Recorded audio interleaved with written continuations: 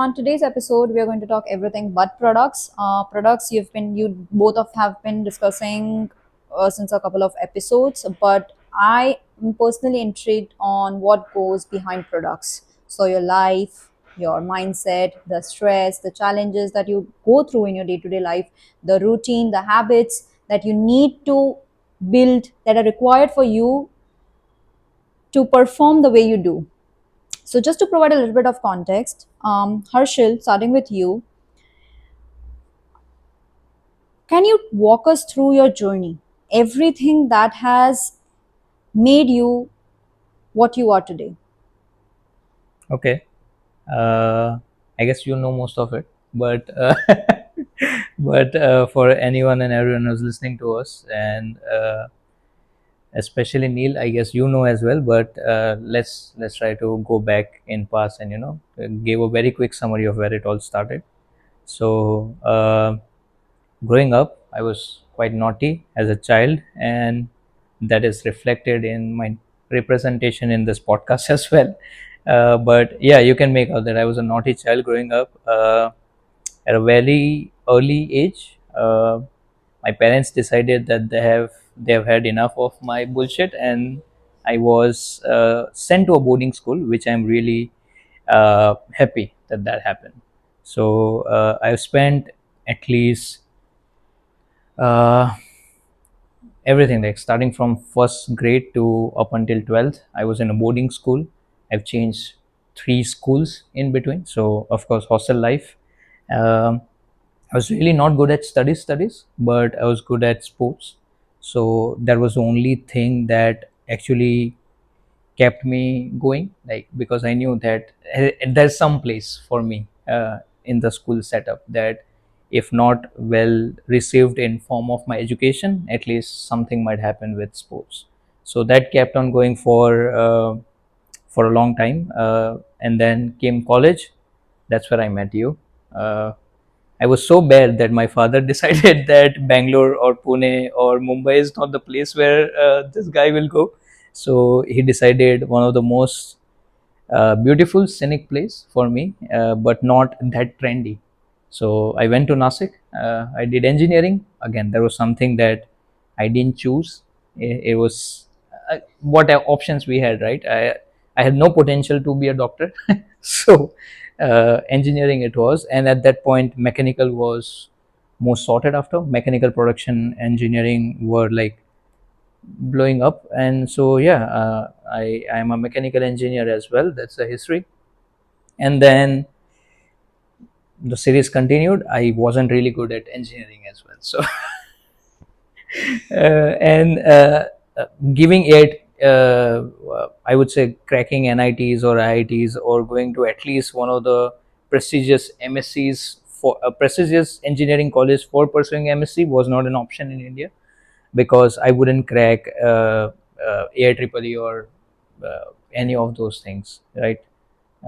So I decided that some privilege, which the family I come from, we have a bit of a privilege to be able to go and pursue higher education in uh, Scotland and Germany, and that's where I thought that finally something is happening to me. That exposure actually, uh, brought all the groundedness in me. That okay, now it's pretty serious, because up until that point, my education didn't demand a lot of money as such. Uh, Now there was a lot of investment, so I started working more, because I'm working on myself, working on everything, like in terms of education, in terms of getting serious about the shit that had to be done in life, after the amount of money that was invested to get me there to where I was. Of course, by the time Janki was with me, and there was an added motivation that if I have to be uh, half of what her true potential was, I have to get somewhere. So yeah, there was a motivation, and yeah, we kept going, and I became finally better at what I didn't like earlier, which was education. And now here I am, working with knowledge and less of schooling and education. So yeah, that's been the history so far. uh, yeah, I think finally I have started reschooling myself. So everything that I didn't do in school, I'm doing with this podcast and with you guys, with everything that I'm trying to do. So yeah, that has made me the type of person I am. Neel, could you provide some context, some background, some history about your life? What made you the person that you are? What influences your journey to be where you are and the work that you do right now? So I think pretty interesting story Harshil has, and half of it I did not know.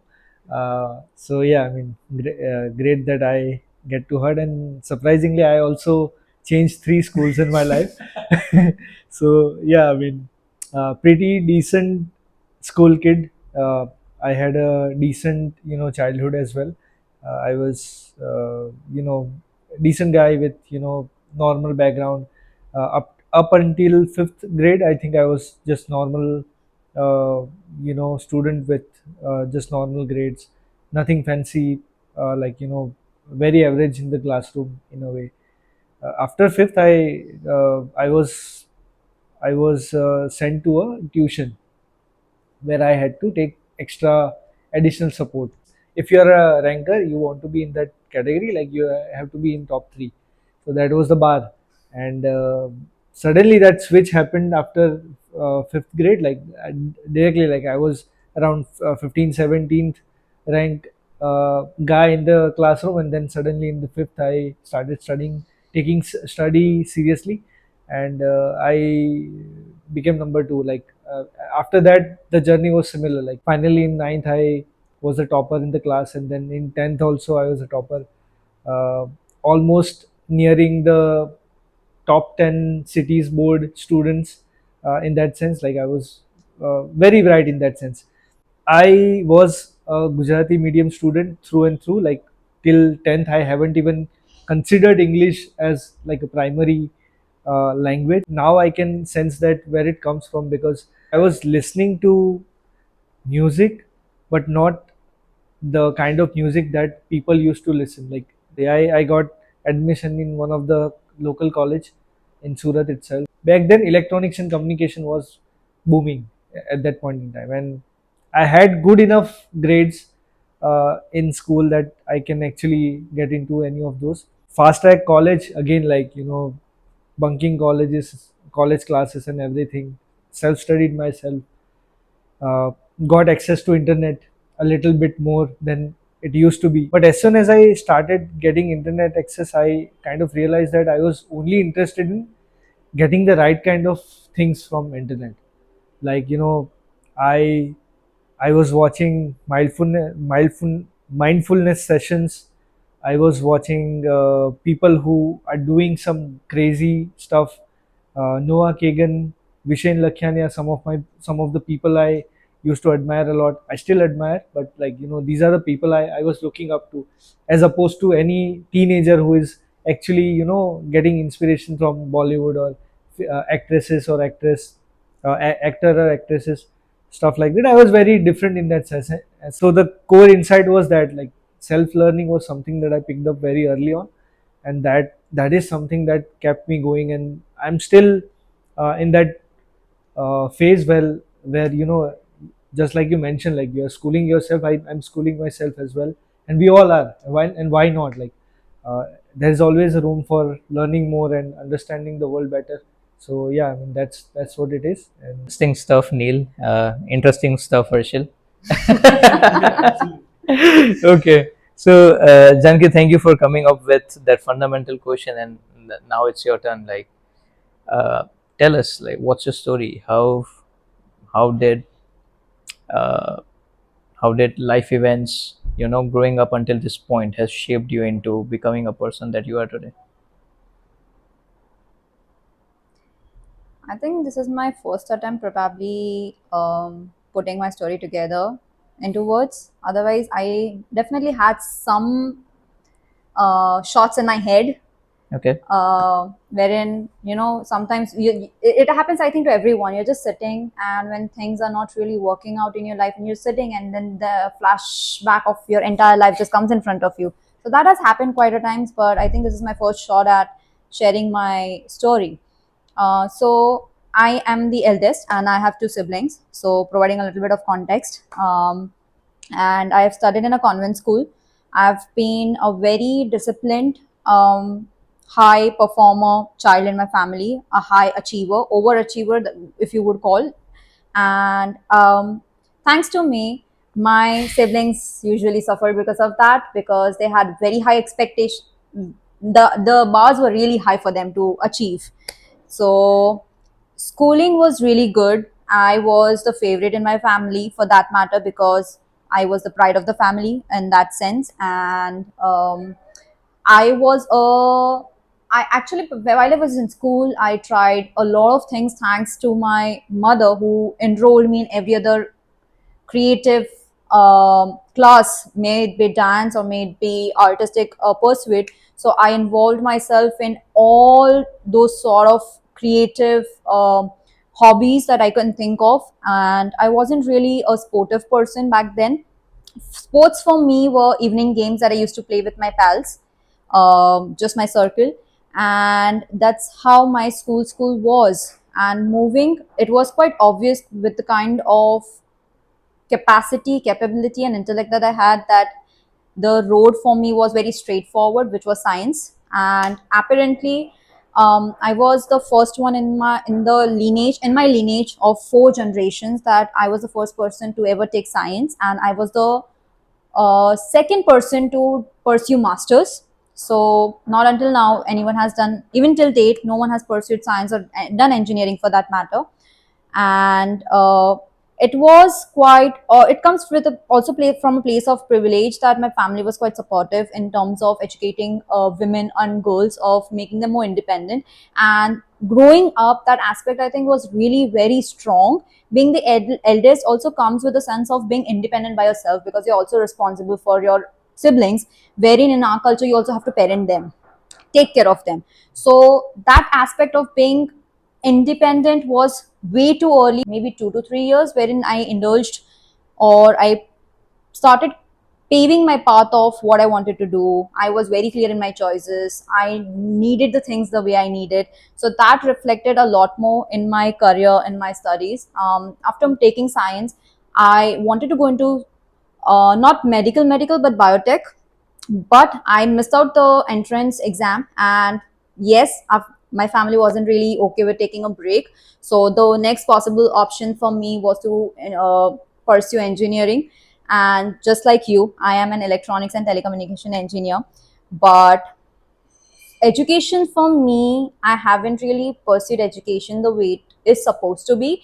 For me, education was mugging things up, which most of us grow up with.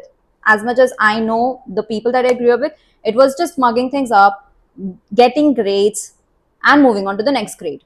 That's all was the schooling about. And it's only now at this point in my life that it hits me hard that the childhood was as great as it was. Schooling was shit.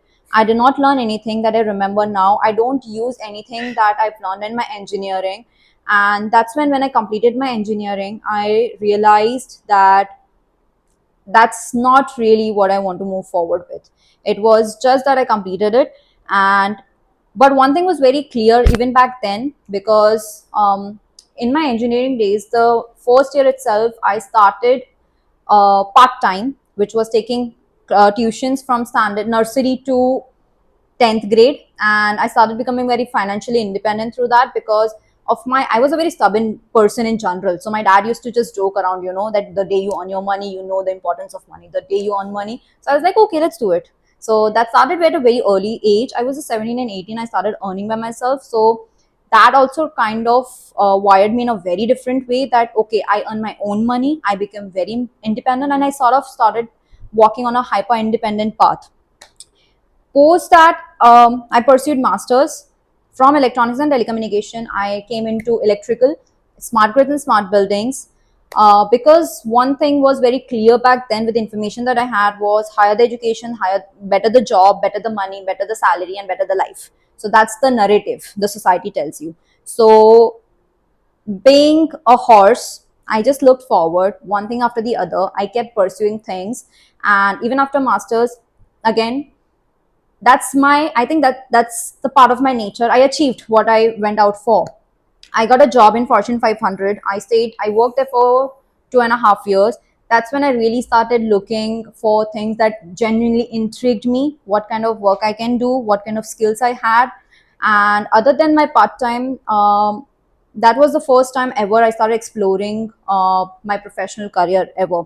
So, being into business development, marketing, communication, training, and development. So all of those areas were something that I was looking for the global teams throughout the world, because that team was the R&D center, and they were a new line of business that were incubated within a Fortune 500. So they were trying to also establish themselves into the company.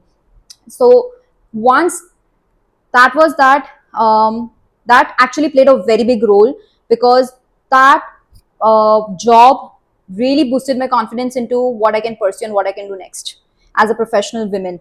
And when we moved back to India, so that was something that what I'm talking about was in back in France. And when I moved to India, MNC did not really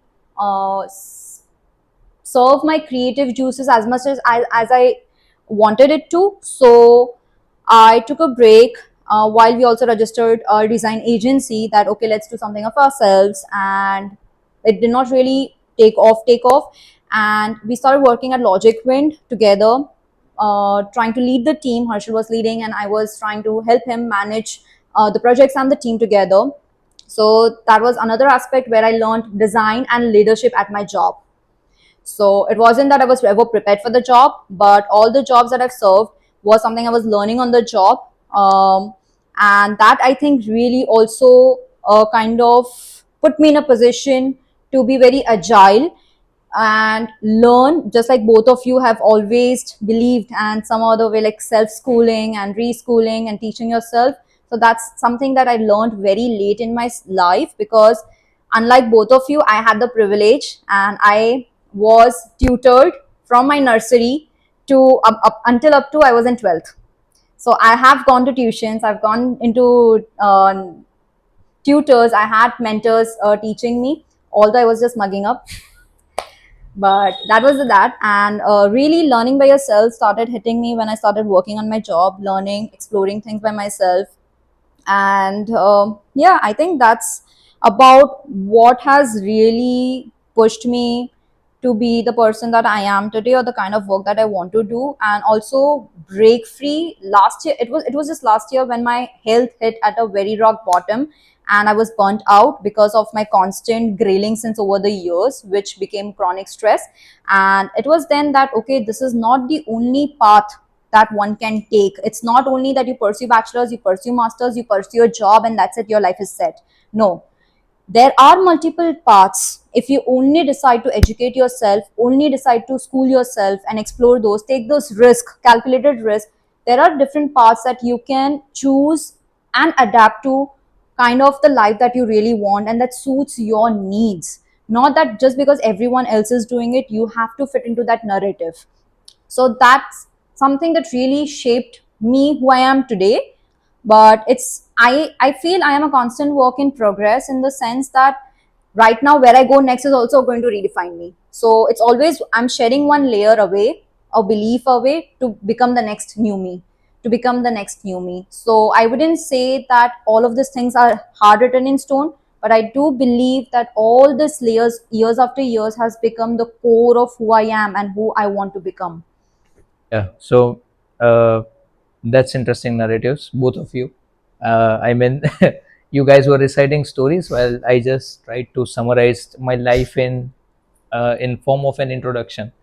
But uh, now, since you shared an interesting story, and Neil, we can combine everything and we can write a book about how our lives have evolved.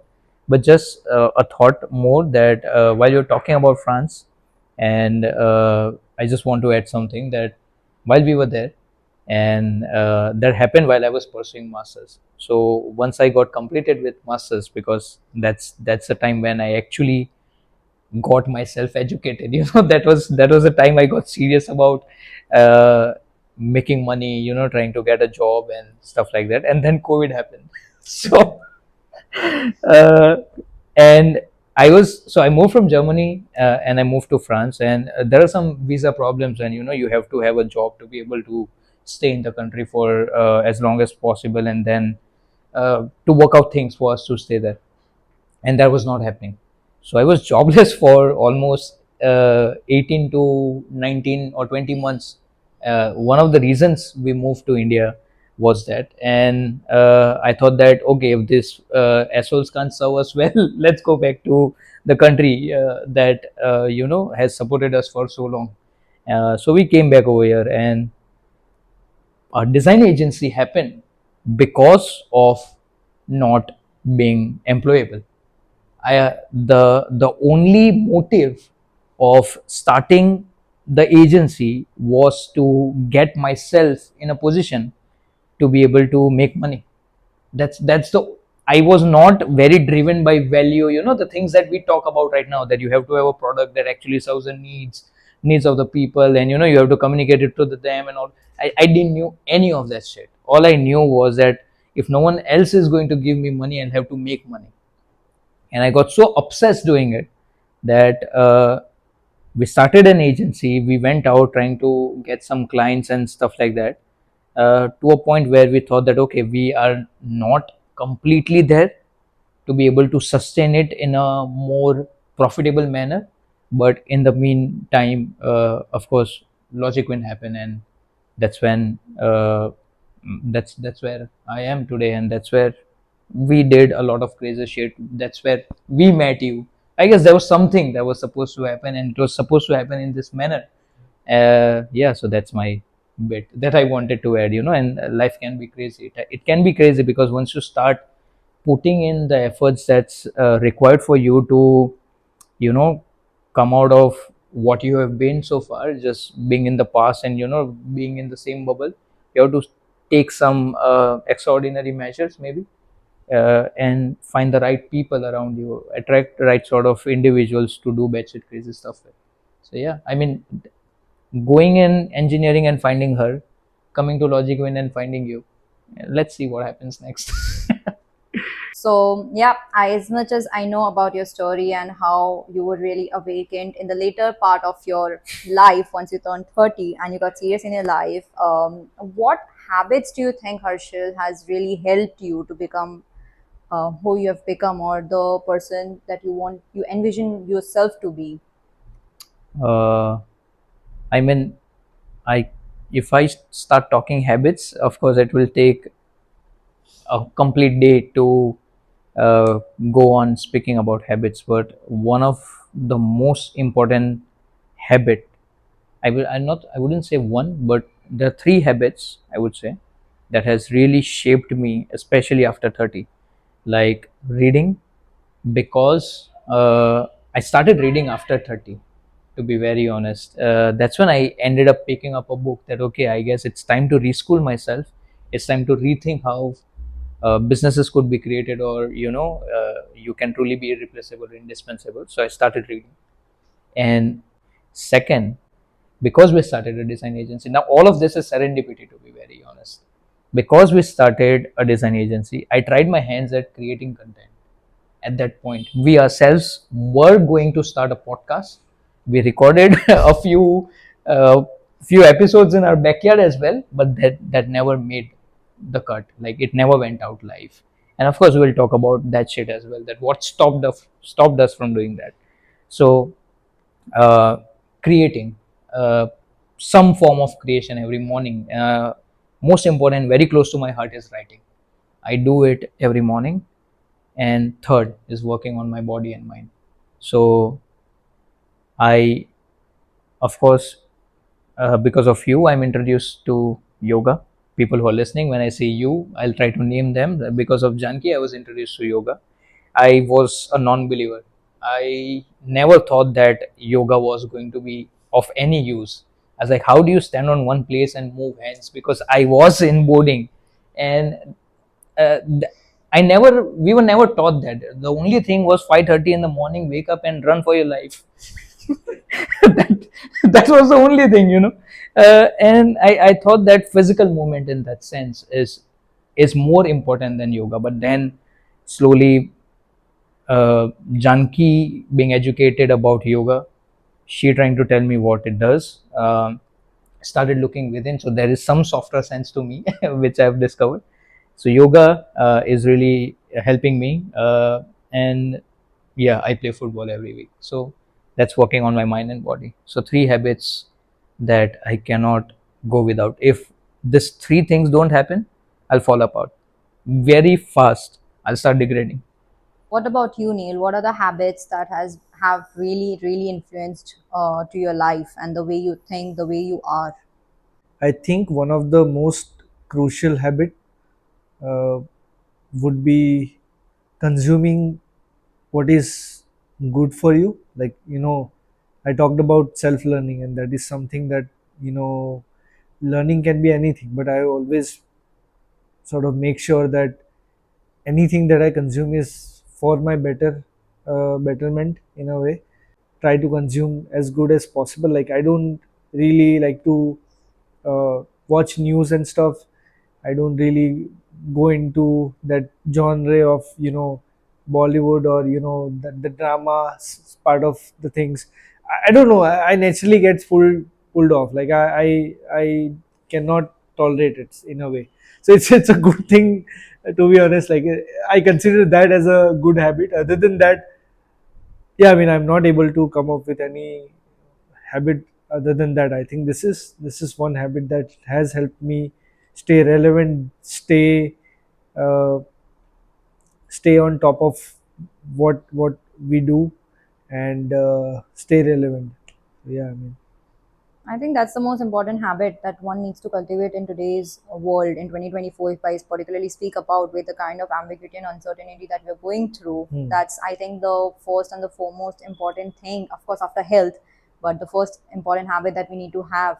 What even you shared about creating and writing, it under falls under absolutely learning and schooling. So yeah, I mean, I don't think so.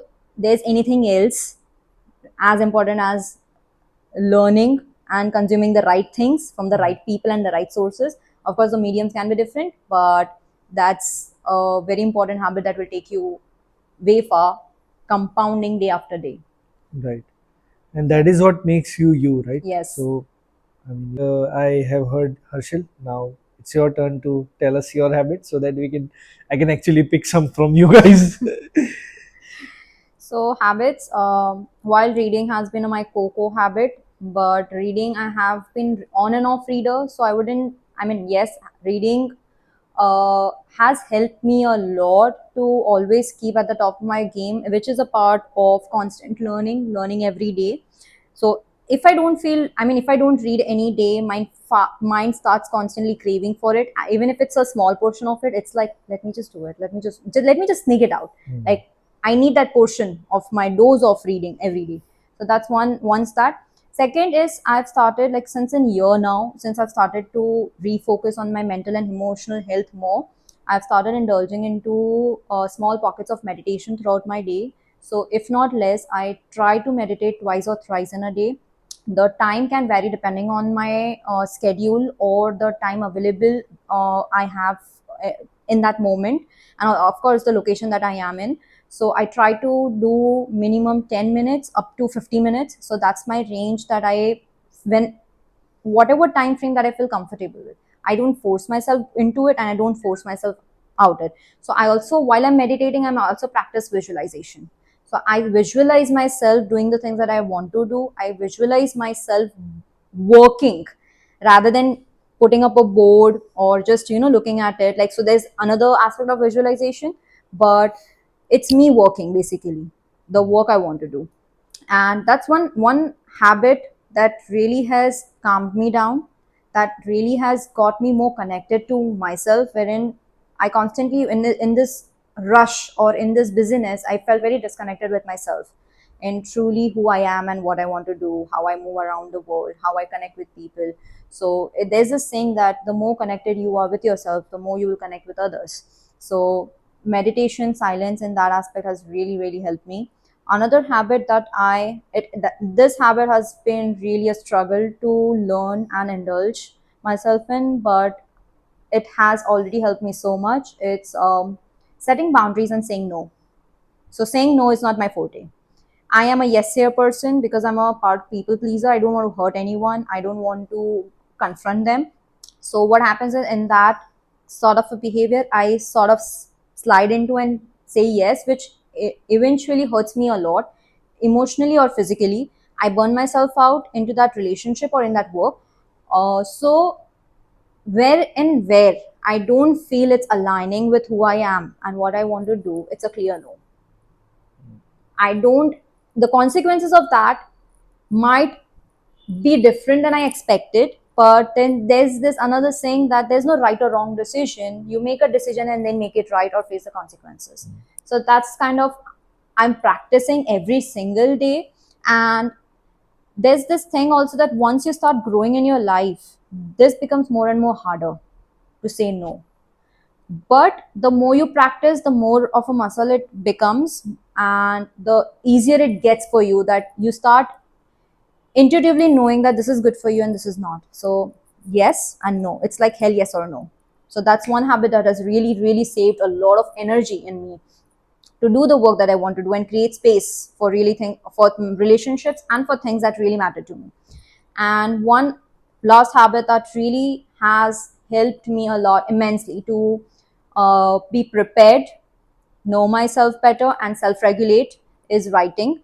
So, I am not a good professional writer, but there's this one technique that I learned from a book, The Artist Way by Julia Cameron.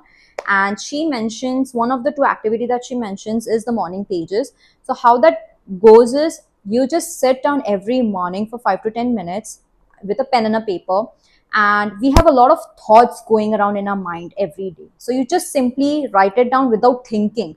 You just write your thoughts as they are. So you allow your thoughts to flow down on the paper. Once you get your thoughts out, you have enough space to think through your day, for your priorities and for your work. Because all the emotional aspect that we are going through, we are fundamentally emotional beings. So all the emotional aspects that we are going through, you just pour it out on the page. You don't judge yourself. You don't reread. You're not allowed to read those pages. You just put it out.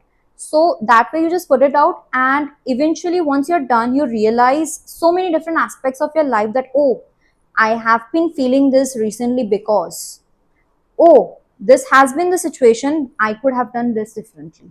So those are the moments of reflection during your day or once in a week where you just sit down with yourself and just write it down. So those three habits have really really helped me be more grounded, be more connected with myself in a way, and keep my mental or build my mental resilience in this ambiguity as I try to figure out my way right now. That was amazing, like reminding me of the days when I was listening. Like again, like you mentioned yoga, you mentioned knowing self-awareness, you mentioned about saying no to a lot of things. All of these things have, like, on and off I've been trying. And so yeah, again, like, crazy stuff. Like I can listen to you rambling about it for a long time, and this is great. Yeah. What we just shared individually are the kind of good habits that's really build us, but there definitely are things that we are aware of, we are not aware of, and that we're trying to change, which falls under bad habits or things that truly stop us from doing our greatest work. So Neil, for you, what are the things that you know are certainly aware of and still stops you, but you're actively working on it? Like, what are those things that stops you from being your greatest self or stops you from doing your greatest work? Right. I think I'm already on the path to do that actually, and I don't really uh, see that a lot of things are there. But whenever I was in that position, uh, something that kept me still was my patience, which is again, like, that's my one of the greatest assets as well. But sometimes patience is not uh, going to help you a lot, right? Like you cannot be patient for something which is like where the immediate action is required. And so I've had my share of those moments in life where this was required, but then I was very patient and very comfortable, while I was supposed to be a little uncomfortable and doing the things that was required uh, an immediate action points or something like that, something of that sort. So I would say that that is something if you are my type of personality, you might want to be mindful of, very mindful of that thing. Other than that is people, uh, I wouldn't put myself into that position, but I was reading something the other day and I realized that for a lot of people this might be a blocker for them to take the first step. When I see Jingle doing certain stuff, like she gets bored and she feels like, sometimes, not always, but you have to have that. Then she needs that little push, and who doesn't, right? Everyone needs that push, but it doesn't come from within, but somebody else has to do it. So certain things that things like that, when are not taken care of, that can also stops you from going ahead. Is like when you're feeling lazy, or you are not comfortable, very comfortable in the situation, and you don't really want to get out and do that stuff, that is really blocking you or stopping you from doing what you're supposed to do. And so what I was reading, I'll tell you, like there's a difference between failure and fucking up. And why that person was saying so, because failure is basically you have put in all the efforts, everything that is required for you to get that shit done, right? And still you fail, and that happens, right? There's, consider a fight, like the two people are fighting for the world title. I'm talking about combat sports, but only one has to win. If they both have never in their minds have ever thought that they're going to lose, they are both preparing the same way for that battle, right? But only one will win, the other will fail. It is not their fucking up, it's their failure, because they have put in their soul and body and mind to come up with becoming the best version of themselves, and going out there and fight. But it only happens to just one, like only one winner. So that way failure is that thing, and fucking up is basically all of this other things, like laziness. you're not you're not in a mood to do that today, so let's not do it. Go fucking do it. Like, you are not disciplined enough. If you really want to be successful, you have to get that out of your way and do certain things. Of course, sometimes it feels like an everything is against you, and that has happened to us as well, but still we just go out and do it. As you mentioned, like you were trying to you attempted for the first time, same way, like I never, and probably for you as well, we never attempted to you know put our lives in words in front of camera, in front of people. We might share a little bit of stories here and there, but it's not a complete picture. So it's really difficult, guys. It is really difficult. And but we are doing it, so that's the main thing. Just go do it. Simple. So yeah, I mean, that is what I think. What do you think, Janki? For me, what stops me from actually doing my greatest work is imposterism. There's a nagging voice that's always telling me, and basically, as much as I've learned about this imposterism, it's what imposter is, that you constantly get this feeling of being a fraud, or to portray yourself that you're not. But that feeling comes when your external environment has been constantly hampering you with that, and you take that belief and make it your own, believing that yes, that's true. I am not an expert, I am not competent enough, I am not this and I'm not that. So when you're trying to do something new, there's always this nagging belief that keeps hampering it. Oh, what are you thinking of yourself? You seriously can do that? So that's something that I've been consciously working over through affirmations and through positive self-talk, that no, that's not the case. While you, okay, imposter can also turn out having a feeling of being underprepared. So imposterism is also connected somewhat to perfectionism, which I am. So those are the things that stops you, just like what you shared, that when you are trying to put something out, you need to just put it out. So those two aspects are really the reasons that's why someone can't just put their work out in the world. So for me, those are the two. I'll not put it habit because those are much more ingrained into a human in the psyche, in the subconscious, more than you're conscious about. So it requires constant awareness and constant reprogramming of that. But imposterism is something that I face majorly. Another reason for imposterism is I deal a lot and I work a lot more in a male dominated environments. So being a woman and walking into a room, it does not come natural to me that I might be an expert in the topic that I am here for. I might not be in subject matter. What makes me think that I'm a subject matter expert, whether it's all of this room full of people are just sitting in front of me who has such huge experiences in their life. So that's another reason that what makes me think like that. And all this while, not now, but all this while, when I left my first job, I was really fearful of failure. Failure wasn't a thing to me ever in my life because I hadn't failed enough. What do you expect from an overachiever? Why did I become an overachiever? Because of the failure, fear of failure. I never wanted to fail, and I never wanted that criticism, and I never wanted that judgment, to be judged by people around me, to be looked down upon that, oh, you failed. No, no one wants that. And that stopped me up to a lot of extent. But now when I see myself changing things a lot, trying different things, it's a very conscious effort to that I consciously try to fail, so that it becomes a muscle, that failure is just a part of success, that as much as you fail, the more the rate, or the more the probability of success is going to increase. So for me, imposterism, perfectionism, fear of failure, fear of judgment, all of those aspects have played a very big role.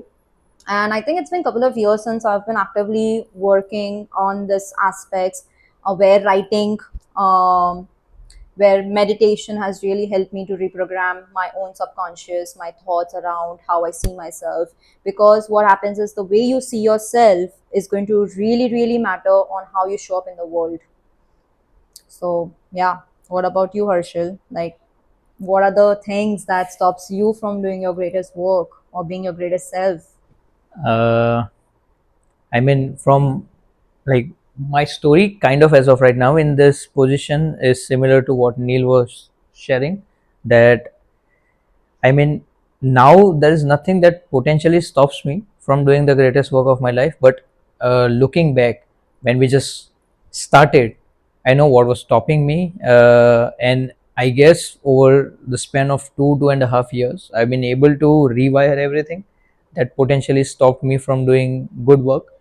And the two most prominent things are imposter, again, what you talked about, and the notion of being an expert. So I'll start with experts, right? And there's this amazing book by Russell Bronson, uh, which is from one of his trilogies. So it is the second book that he wrote, and the book is called Expert Secrets. And if I wouldn't have read that book, to be very honest, I wouldn't have been able to do this with you, to other than that go out, speak, things that really fascinate me, things that are of my interest. I wouldn't have been sharing those things. And there's this amazing thing he says, and it is also from the movie Catch Me If You Can. So I don't know if anyone has watched that movie, but if you watched that movie, uh, Leonardo's character, who's actually a con artist, would go, and this is a real life. It's based on the real life of a con artist, and Russell Bronson talks about that particular phase of the movie in the book. He says that he was actually taking a module on psychology in one of the most prestigious universities of the world. As a con artist, he was putting a face up of a professor, and he would go, professor, psychology professor, would go and teach the class every day. And of course he was caught eventually. I'm not saying being a con artist is easy, do that. But the lesson was that he was asked that, how did you do it? I was just staying one chapter ahead. That's the game, right? You just have to read one chapter more than the person who's going to learn from you, or person who's the most hardest worker in the room. Just be one chapter ahead than the hardest worker in the room. And I guess That's about it. So pick a topic and do that, and that's what changed my fucking schema of being an expert, because at that point I was at the lowest of anything and everything I could be. I had no job, and I was picking up design sprints, and it was not that talked about. I was not even a designer as such. Of course, I had my education which talked about it, but not that I had worked as a designer. So that was something that was putting me off for a long time. And slowly I started doing this micro gigs where I would go. I actually did it. I went to one of the universities in Baroda and I delivered a talk on design thinking. And that was my first attempt at talking about something in front of 50 to 60 students.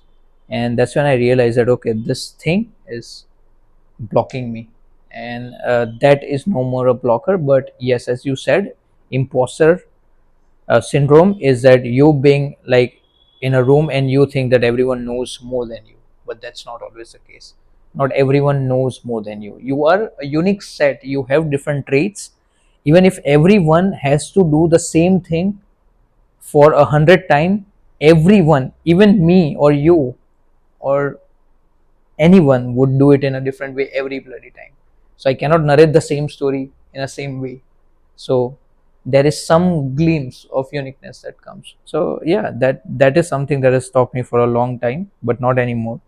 So imposter and uh, what is who is considered as an expert, like we wouldn't have been sitting over here talking if we would have been thinking that we are not worthy enough to be sitting over here and talking of something like. Brings me to a thought wherein most of the time what happens is all of us knows all of these things, we are aware of these things of being one chapter ahead, and we have all the knowledge maybe we might have acquired from different sources, but the knowledge is the same.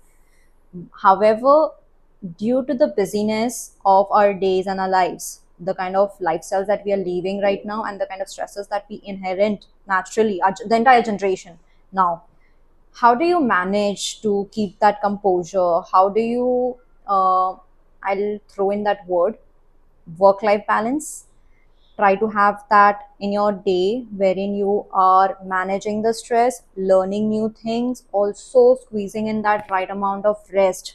Because what I see is in a culture we do not put a lot of emphasis on rest, wherein I think a whole different episode can do on rest. But how do you, what's your take on work life balance, and what does it really mean to you in the context that we are living right now and the work that you're doing? uh, I don't think there is uh, the work life balance, the concept doesn't exist for me. Like uh, I don't think there is balance. There won't be any balance if you're obsessed about what you're trying to do. As Neil said, go out there and fucking do it. And if you're going out there and trying to do it, of course one thing is going to outweigh the other. But if that's everything that you want in life, how the fuck it is work? I don't understand. Like I set that intention bar high enough for me. There's nothing that fuck up my day in that sense, and I can keep on doing it for another 12 hours as well. But most important thing is that I have to have at least 7 to 8 hours of sleep. I need to start my day with any act of creation. Currently it is writing. I write every morning. And yes, I have really good time with you. So that's when I say with you again, it's Janki, and that's every day and weekends with you, Neil, and of course Jinkle, who's not here. But that's how I balance it. I don't know. I haven't seeked balance because we started with being entrepreneurs first. So if as an entrepreneur, if you're seeking balance, something is really fucking off in your mind and balance. Like your brains are imbalanced, I guess. So that's a quite rash take on work life balance. But to just mellow things down, Neil, I'm sure being a founder and the kind of life that you're in right now, and the busyness that's around just the hype of being in the tech, how do you manage stress? What's your approach towards work life balance? How do you see that happening in your life? And how do you integrate rest? Okay. I think I kind of now realize one of the qualities as well. Like, I would consider that as a good habit, that I'm not, if you throw me into anything in that way, if I put it that way, if you throw me into doing anything, I'll fucking figure it out. Like, that's the game. I've always been like that in my career. Like, from the beginning, I've never, it also because I get bored very easily. Like, I was into music, I was into video editing. I, again, like we discussed, I planned a wedding as well. I was a digital consultant at some point in life. uh, so yeah, I mean, plenty of things I've been performing on live gigs. I've done some shows in front of thousands of people. All of that has kind of made me a person who doesn't really care about things. Like, that is one of the good qualities as well. And again, like, if you talk about work life balance, that, let's talk about that term now. uh, I would say that I consider working as sprinting. So I sprint for a while, and then I be like, this is the time I take time off. That way I operate in a way. Like, for example, I might be working for constantly for 3 months, and then I may take break. It's 3 months is not defined. Sometimes it's like, even after 2 weeks, I feel like taking a break. And it's not about taking break that way. Work is still there, and I'm still working, but in a more different setup. Like, I'll not be working from the same environment. I'll be going out. uh, One thing I am also making sure that, I told you earlier as well, like, I spend more than I make, so that I'm always at it. Like, I have to work to back it up. So yeah, I mean, that is something that I believe in, truly believe in. And those two things, right? One is, give me anything and everything, I'll figure it out. And the second thing is, always have that something that keeps your ass on fire, that will keeps you going. Like, if we talk about that way. So work life balance for me is sprinting, and then taking rest for a while, or at least change your environment. And of course, sleeping is the most crucial. I don't believe in staying up late, or compromising on sleep in that case. So I rest really well. I don't compromise on sleep at all. I mostly try to go into bed by 10 p.m., 10:30 max. So that way I'm very sorted. Like, I don't uh, yeah. So that's work life balance. I mix it up well in that sense. What do you think? I definitely want to hear from you as well. Of course, partly covered by what Harshil said, but yeah, I mean, from your angle, what do you think?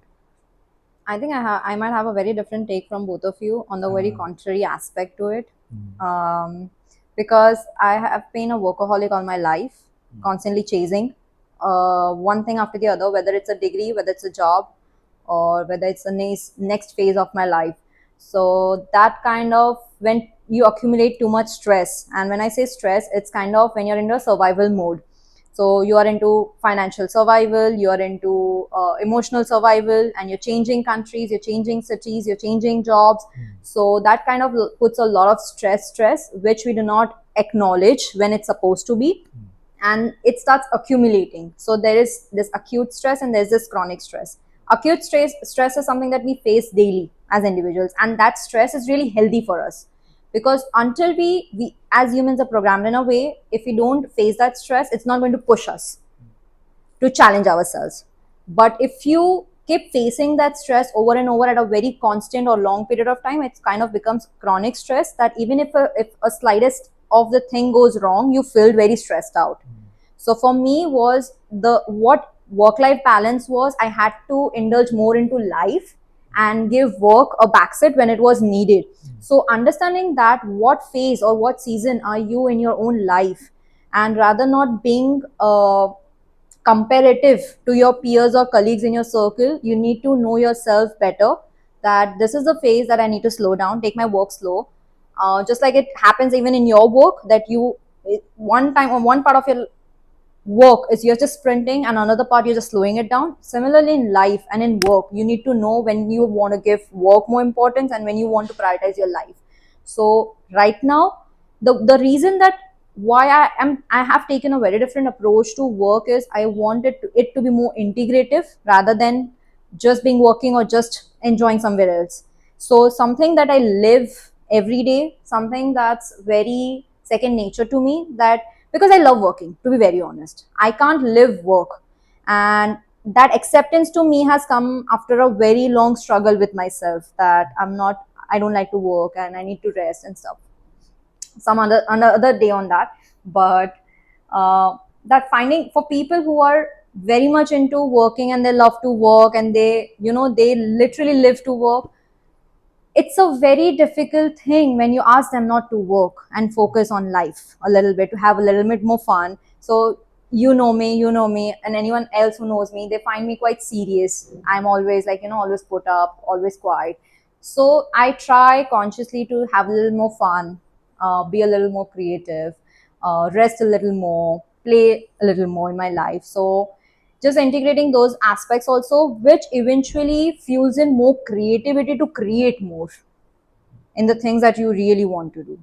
So understanding where you are in your life, what season you are in, not comparing yourself with someone else, because your journey is very unique to you. And this is something I've been very recently, I've been speaking a lot about that. I've been embodying that a lot more, because it's very late that I'm starting to realize. Because what happens is when you're living in an environment where you have people like you, it's easy to caught up into that and compare yourself, that I want to do the next thing, I want to do the next thing. But you need to know your capacity. Okay, this is only how much I can do right now. For me to, in order to go there, these are the next steps I need to take, and this is the time frame I'm giving to myself. So work and life, I see like that, having both hand in hand rather than separated. And work for me is a way for me to contribute and find fulfillment through that. So I look work like that. Before this, work for me was only a two-way exchange of me providing my services and getting paid for that. But eventually, as you start moving and growing, you start realize that work is also a place where you get a lot of fulfillment, a lot of satisfaction, that you are being able to contribute a lot more to the community or to the team or to the world in any way possible that you can. So once that lens got opened up, the my approach towards work and life has completely changed, and I'm trying to now bring balance in my life with those two aspects. Do you think we even required, or I don't think so, really. Like, the way she's speaking, like, we are. Let's just take a backseat and I think this was good enough as a teaser to let our listeners have a sneak into our lives, what goes behind building, what goes behind working, and um, who we are essentially. yes, exactly, who we are essentially, whom they are listening to, and how did we reach where we reached. So, just wrapping things up, Neil, if you had to start out today at this point, what advice would you give to yourself right now at this particular stage? I think advice. I was anyway like that. I don't know. Like, even back then, I was similar to what I think right now. But it was relevant back then, and it is relevant right now. Which is, stop caring about others. You don't really like. The older you become, you'll anyway realize that. So, I'm telling you, just listen to it. You don't have to care about what anybody says or think. That is the most uh, false, uh, or we can say that that is not required in a way. Like, you, if you're just starting out, just try to be at it. There's that famous guy, or like a YouTuber that we are following, who says that sooner you start to improve. That is like the highlight of my week. Like, this week I listened to that, and I was like, instantly it hit me, like, that is the reality of it. If you just want to start, just start anyway. Eventually you'll learn something, right? There is no uh, downside of this, if you're really doing something really good, we are not saying like start gambling or start no, none of that bullshit things. We are just, people would just take us seriously and they start anything that.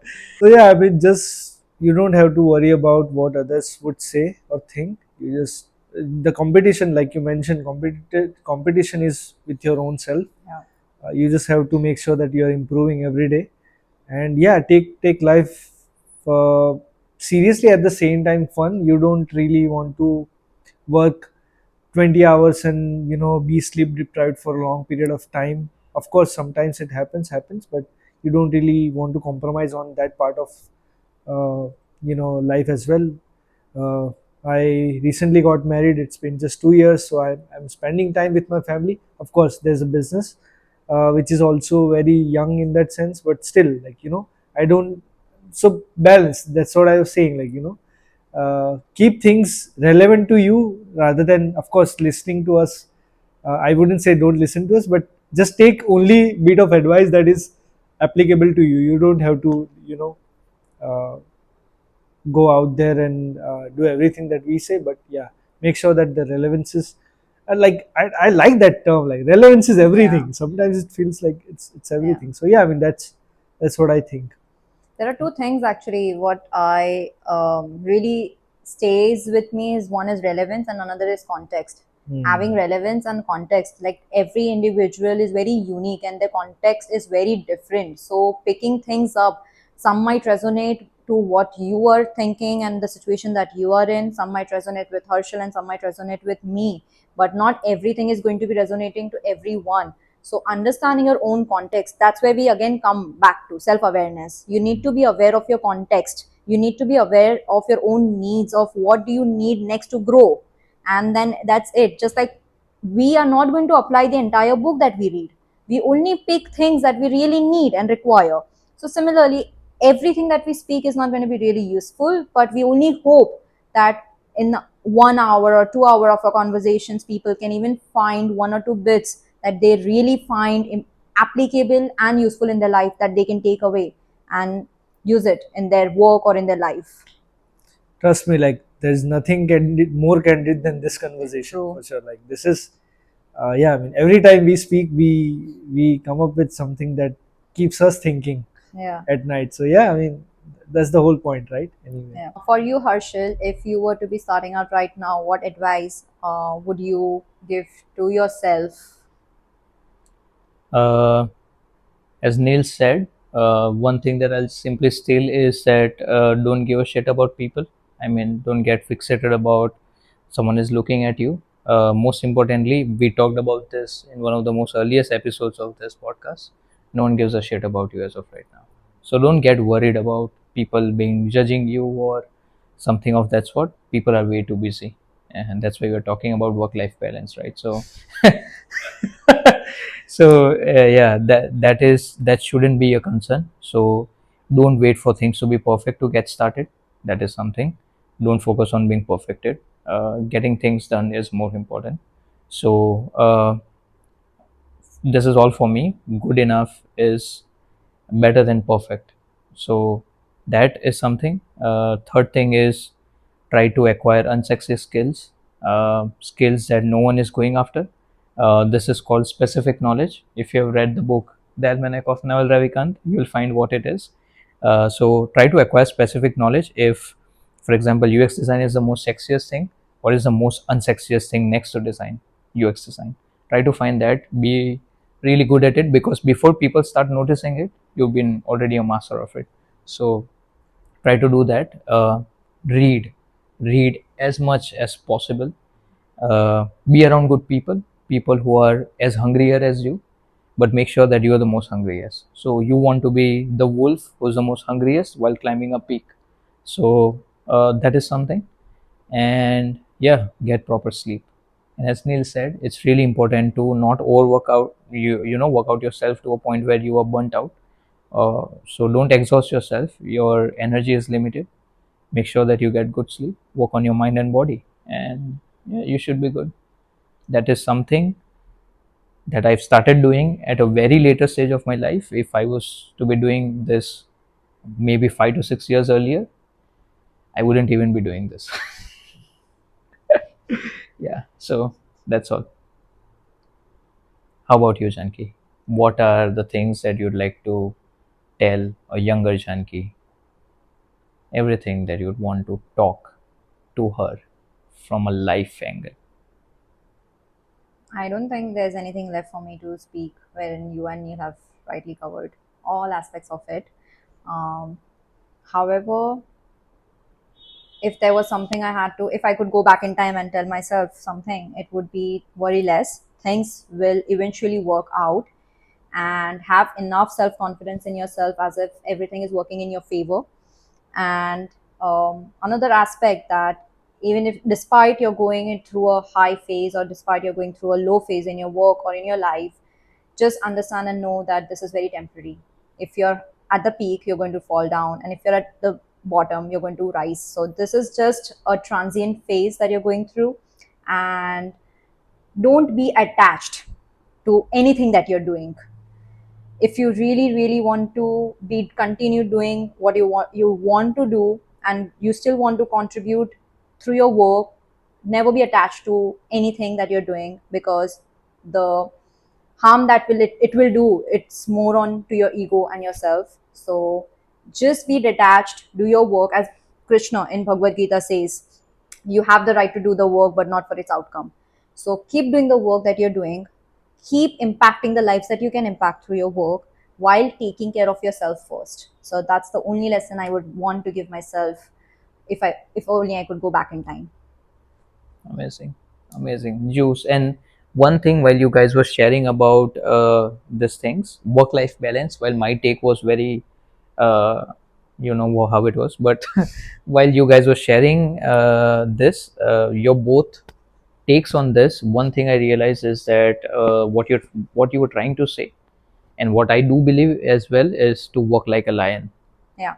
Yeah, Yeah. because it's like what they do is there's this phase of sprint for them as well, where they hunt, and once they have fulfilled their goal, which is to hunt and have a good delicious meal, they rest really well before they get started again, so that's something. While we are about to close this, make sure that you walk like a lion. As hunger fills you, go for it.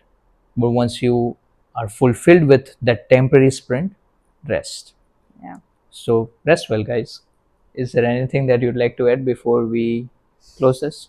So yes, I when we were talking, I of course, since we always come up with something like this, again, like I came up with one thing that younger self should have known better. Better would have been the outcome, and that thing is focus. Since it is even back then. I remember in 2013 or 14, I was experimenting and I wrote a. I started blogging. Like blogging, as in like blogging was just one part of it. Like you write down a piece of content. That's blogging back then. Right now it's completely different.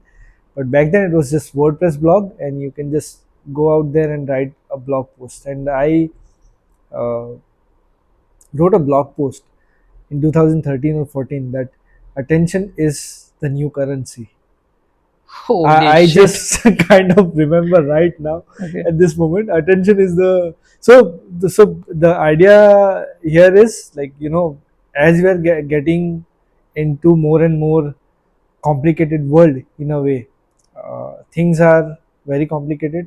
Your attention is very short, and focus is what keeps you aligned, keeps you in a direction. So I want that people should know that focus is something that you must consider if you really want to operate at peace in these times, and not jump ships while you are just trying to you cannot be like uh, start building and then thinking that, oh, this is not working out in 3 hours of building, starting to build. Like that doesn't happen. Even 3 months, at least give it 6 months. See, you need to decide your time for sure, but you do that and then you move on to the next thing. You If you don't give it the attention or the focus it is required. And if you continue, or if you start four things at the same time, you are bound to fail. So that is not how it works, and that that is becoming really difficult right now. So I think focus is something that one should be very careful about, and not jumping ships. And of course AI will come up with something tomorrow, and if you really are not focused, you'll jump on that new shiny object, and it will not end up anywhere. So I think focus is one of the core learning that people should take from this. Okay. So yeah, that's so stay focused, stay healthy, and stay blessed. I guess that's all from us. It was a lengthy one, Yeah. and I'll just try to wrap it. So where can people find you online, Neil? That was a great relief. Yeah. We've been talking for a long time. Yeah. Yeah. So right now I'm active on LinkedIn, X, and Product Hunt, so people can find me there. Of course, in your comments before you say it. Just Yeah. how about you, Harshil? Uh, well, people can find me online on LinkedIn, yes, and now Product Hunt finally starting a bit, inspired by you guys, the way you're doing it on Product Hunt. So of course now one more thing to write for, to worry about, but yeah, Product Hunt, and very soon I'll try to have my website ready. So Amazing. and I'm working on something, but yeah. And So yeah, people can find me reading your Substack as well every oh. Friday. That's the juiciest part. I would say mean, that. I don't know if that is the juiciest part for everyone, but that is the Yeah, most juiciest bit for me. I mean, yeah. man, You wouldn't have imagined, and right? I seriously didn't imagine it working out so well for myself. I'm assuming that it works out for people who are reading it. Of course, Absolutely, it you tell does. me every time, but yeah, that is something I always look forward to Friday and Mondays. Amazing. So, what about you, Janki? They can find me on LinkedIn, on Product Hunt, and on the podcast. And of course, if you really enjoy this, you should always give out as well. Like, you can tell us some good words so that we find some Yeah. motivation to do that. We anyway find motivation because we we discuss with each other and find so much value that we Yeah. want to continue doing that. But yeah, of course, I mean, there's nothing better than Yeah. a good appreciation posts as well. So yeah, I mean, do share that if you can. All right. Bye, guys.